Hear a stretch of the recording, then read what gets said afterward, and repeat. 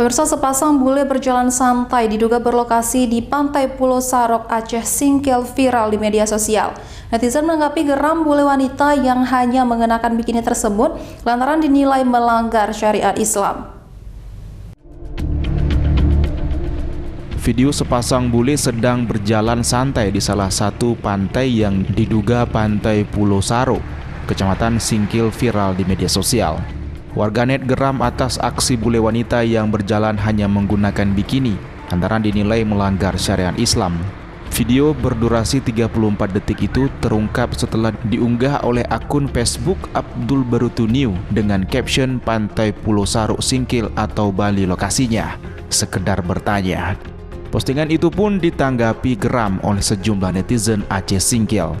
Menanggapi video tersebut, Kasat Pol PP dan Wilayah Hizbah Aceh Singkil, Ahmad Yani, saat dikonfirmasi melalui pesan WhatsApp membenarkan kejadian itu di pantai Pulau Sarok.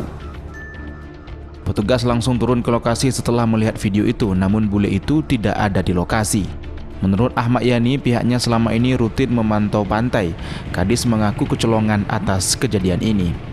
Ahmad Yani memastikan pihaknya akan melakukan pengawasan lebih ketat lagi serta memberikan penyuluhan tentang syariat Islam. Dari Kabupaten Aceh Singkil, Suparman Munte, iNews melaporkan.